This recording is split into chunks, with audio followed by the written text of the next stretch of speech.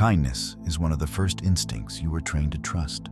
Before you understood leverage, before you understood consequence, before you understood power, you were taught that kindness made you safe. It made you acceptable. It placed you on the correct side of things. You learned early that being kind reduced friction, and that reduced friction meant survival. That lesson settled into your nervous system long before it ever reached your mind. You did not choose it. You absorbed it.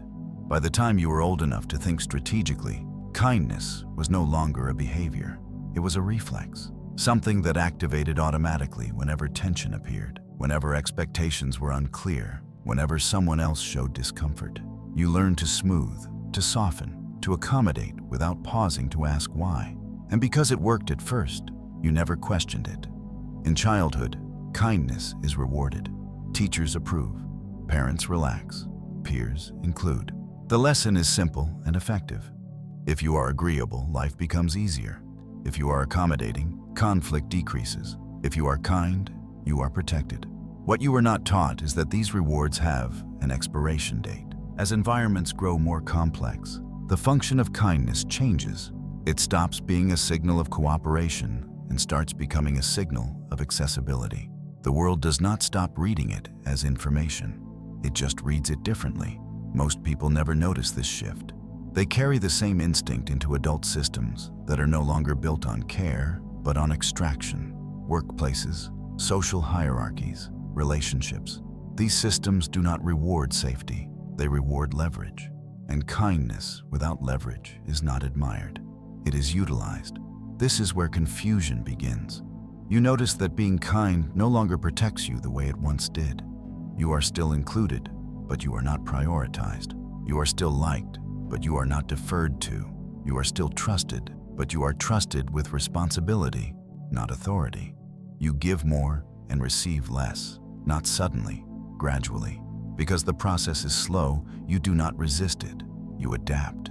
You become more patient, more understanding, more flexible. You tell yourself this is maturity, emotional intelligence, growth. What you are actually doing is compensating for a loss of position. Kindness becomes the tool you use to maintain relevance when leverage is absent. You listen longer. You explain more carefully. You anticipate needs. You absorb tension so others do not have to. You become dependable. Dependable is not powerful. Dependable means predictable. Predictable means manageable. This is the part no one tells you, because it sounds cruel, but systems do not operate on intention. They operate on outcome. And the outcome of unregulated kindness is that it teaches others where you will bend. People do not need to be malicious to exploit this. They only need to be attentive. They notice that you respond quickly, that you feel responsible for mood, that you dislike unresolved tension, that you prefer harmony to ambiguity. They learn this not through analysis, but through repetition, through small interactions that teach them how you move. Once learned, it becomes a quiet advantage. They make requests that are slightly inconvenient. They assume you will adjust. They cross lines just enough to see if you will correct them. When you respond with softness, the line moves. When you respond with explanation, the pressure increases. You are still being kind, but now your kindness is directional. It is moving toward them, and they feel it. This is how leverage transfers without confrontation. No argument, no demand, just a pattern that settles into place. You begin to feel it later, when resentment appears, when exhaustion sets in, when appreciation feels absent. But by then, the structure is already built. You are reacting to a system you helped stabilize. Resentment is often mistaken for anger. It is not. It is clarity arriving too late. You start asking why you are always the one adjusting, why you are always the one understanding, why you are always the one giving the benefit of the doubt. You tell yourself others are selfish, or unaware, or emotionally immature. Sometimes they are. But that explanation keeps your identity intact. It allows you to remain kind without examining the cost. The harder truth is that your kindness has been functioning as permission. Permission to interrupt, permission to assume, permission to expect, permission to take. Not because you offered it explicitly, but because you never withdrew it. Kindness becomes dangerous when it is unconditional, not because it is generous, but because it removes negotiation. It skips the moment where terms are set. It jumps straight to compliance. In power dynamics, skipping negotiation is never neutral. People who understand this do not rush to take. They let you give. They allow your identity to do the work for them. They reward you just enough to keep the pattern alive. A thank you, a compliment, occasional recognition, not enough to restore balance, just enough to prevent interruption. This is why kindness feels good even when it is costing you. The feedback loop is engineered to sustain itself. You do not feel dominated. You feel needed. Being needed is seductive. It feels like value. It feels like purpose. It feels like safety. But need is not respect. And purpose that depends on self-erosion is not stable. The moment you hesitate, the system reveals itself. You take longer to respond. You say no once. You do not smooth over a moment of tension. The reaction is immediate. Confusion, discomfort, sometimes guilt, sometimes subtle accusation. You are told you are different, that you are less open, less warm, less yourself. What they are responding to is not loss of kindness. It is loss of access. This is where most people retreat, not because they are wrong, but because the discomfort is unfamiliar. They rush to explain, to reassure, to restore the image. They give the system what it wants. Kindness returns to its automatic place, and the imbalance continues. What you have not been taught is that the discomfort you feel when you stop being kind is not danger. It is withdrawal, and withdrawal always produces symptoms before stabilization. Your nervous system has been trained to equate harmony with safety. When harmony breaks, it signals threat. But the threat is internal, not external. It is the threat of losing an identity that once kept you included. In adulthood, inclusion is cheap. Position is not. This is the moment where paths diverge.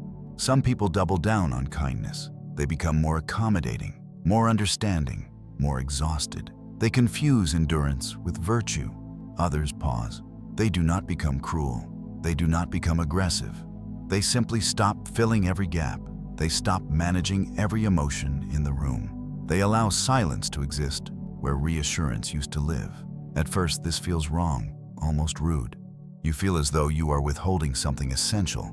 But what you are actually withholding is predictability. Predictability was never your strength. It was your exposure. When you stop being immediately kind, people reveal themselves more clearly. Some become impatient. Some become manipulative. Some withdraw entirely. Some adjust. These reactions are information. Kindness that prevents you from seeing information is not kindness. It is blindness.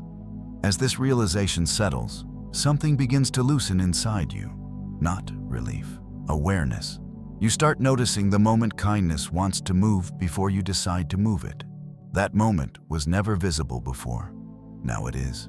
And once you see it, you cannot unsee it. That moment is where power actually lives. Once you become aware of that moment, the pause before kindness moves, the entire dynamic changes. Not outwardly at first. Nothing dramatic happens. No one confronts you. No structure collapses. What changes is internal. You stop acting automatically. You stop responding on instinct. You stop offering yourself before the situation has revealed its shape. This pause feels heavier than you expect.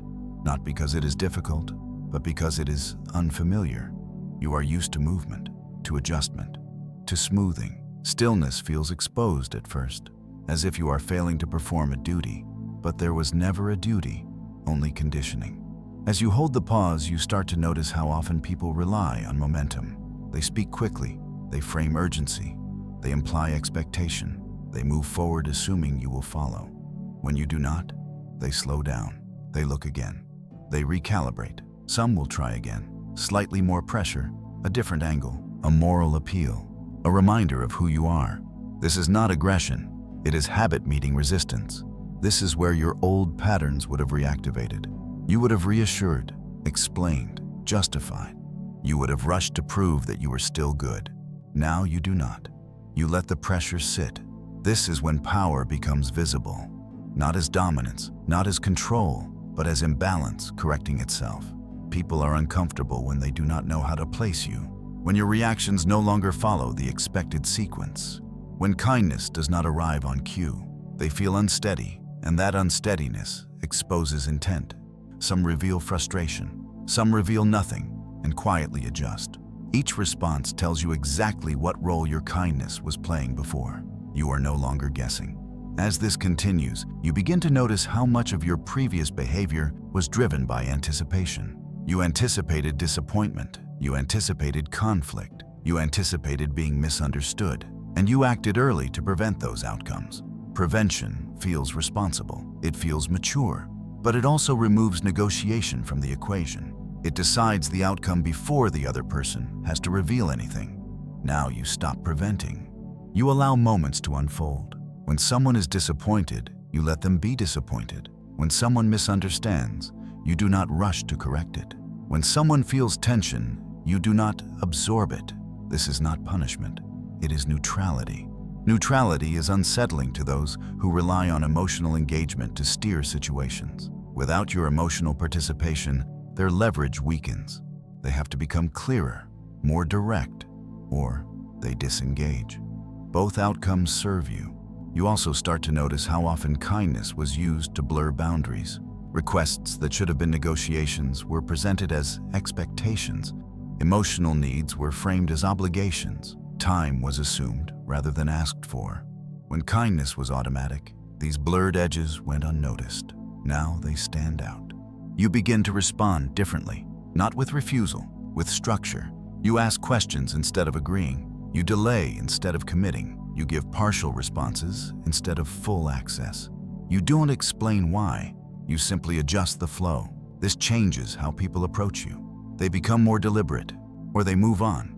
This is the recalibration phase. It is quiet. It is subtle. It does not feel like victory. It feels like clarity settling into place. You are no longer organized around being helpful. You are organized around being accurate. Accuracy is colder than kindness. It does not smooth. It does not soothe. It does not prioritize feelings.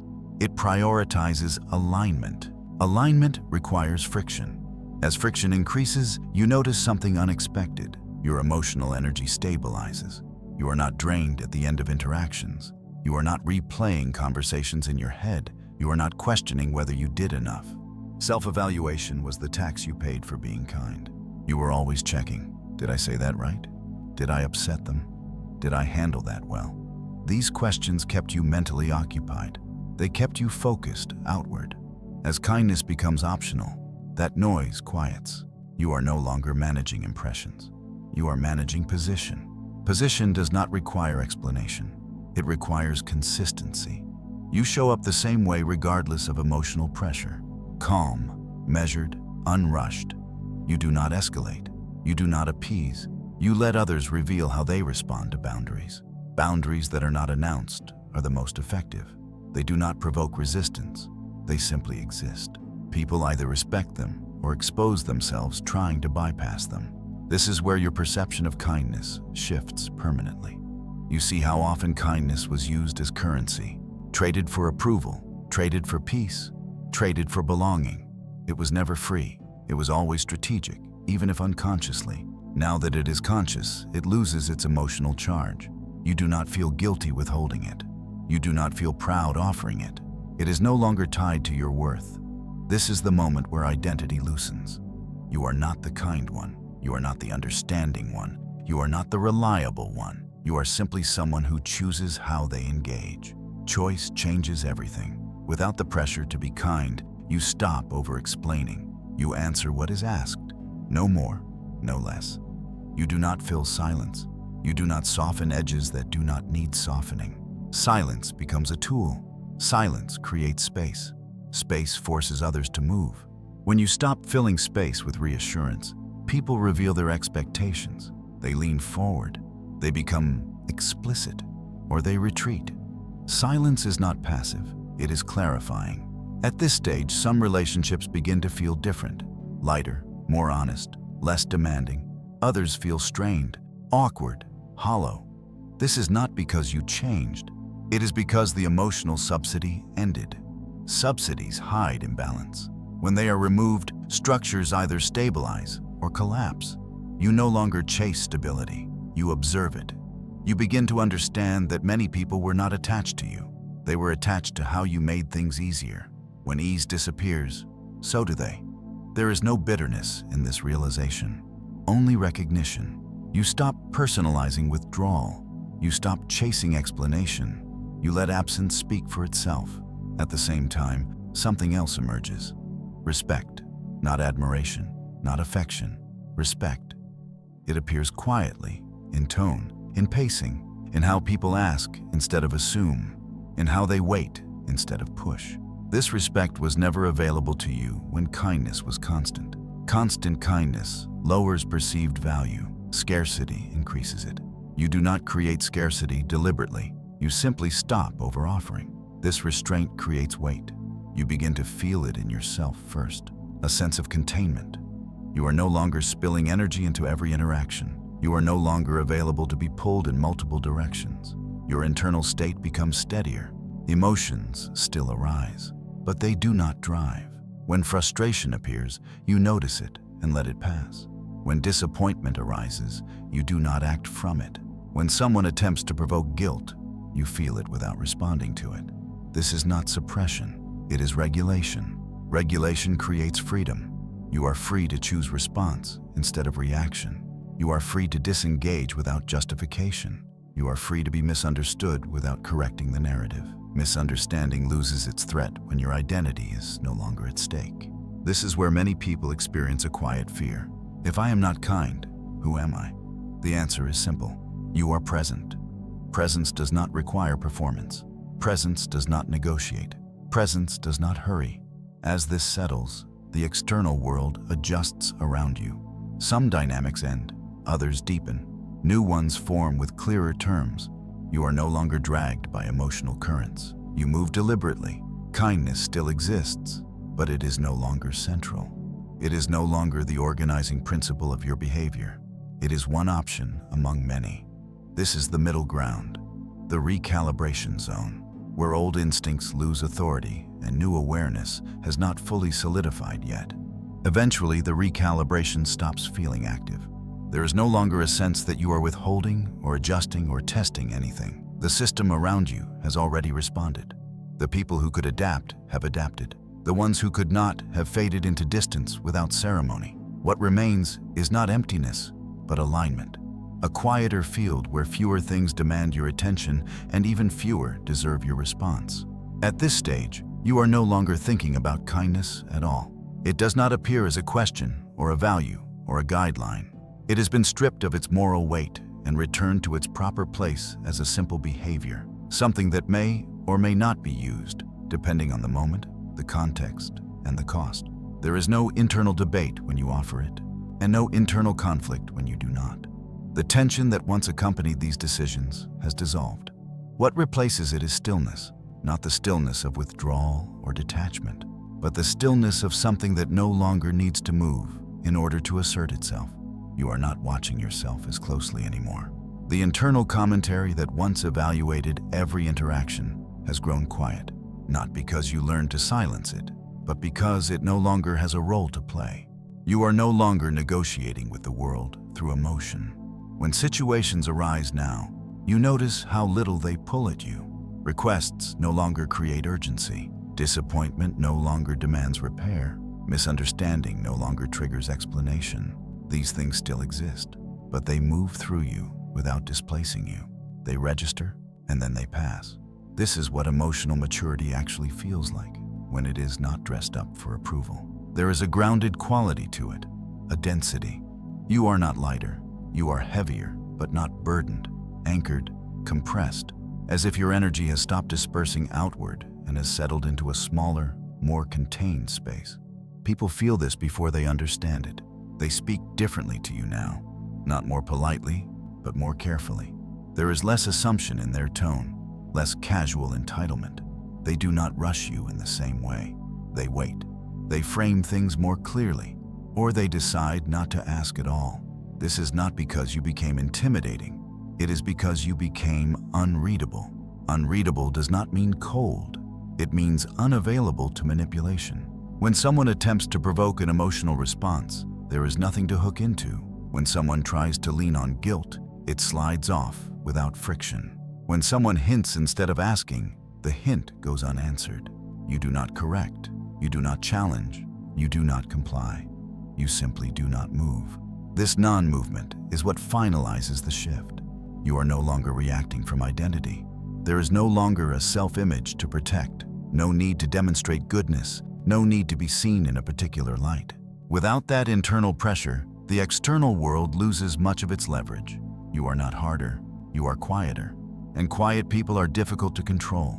At this point, kindness re-enters your life in a different form. When you offer it, it is not soft or apologetic. It does not seek connection or gratitude. It is clean, direct, almost neutral. It does not linger. It does not invite. Because it is no longer compensating for anything, it does not bind you to outcomes. If it is received, fine. If it is not, nothing changes. This is the difference between kindness that leaks power and kindness that confirms it. You also notice how little interest you have in explaining yourself now.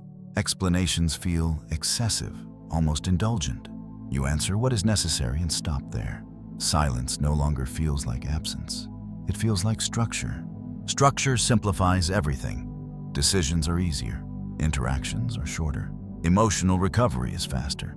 You are not replaying moments, not because you are detached, but because there is nothing unresolved inside you anymore. Resolution came when you stopped trying to be understood. Understanding, you now see, was never required, only clarity. Clarity does not persuade. It does not argue. It does not reassure. It simply exists, and others orient themselves around it or move away from it. Both outcomes are acceptable. There is a certain finality to this state that is difficult to describe until you are inside it. Not an ending, but a closing. A sense that a loop has completed and does not need to be reopened. You no longer ask whether you are being fair. You no longer ask whether you are being kind. You no longer ask whether you are being too much or not enough. Those questions belong to a version of you that needed constant calibration against the reactions of others. That version served its purpose. What remains now is quieter, more contained, less expressive, but also more stable than anything you have known before. You do not feel the need to correct emotional narratives that others create about you. You let them exist. They no longer affect your behavior. The energy required to maintain an image has been reclaimed. Reclaimed energy changes posture. You move slower, you speak less, you choose with more precision. Emotional reactions feel inefficient now, almost crude, as if they belong to a less refined operating system. You notice them arise, but they no longer dictate direction. There is no pride in this, no sense of superiority, only accuracy. You see people clearly. You see situations clearly. You see yourself clearly. And clarity, once established, does not need reinforcement. This is where the narration ends. Not with a conclusion, not with advice, not with motivation, but with a settled awareness that nothing needs to be added. You are not striving to be kinder. You are not trying to be stronger. You are not trying to be anything at all. You're simply no longer exposed.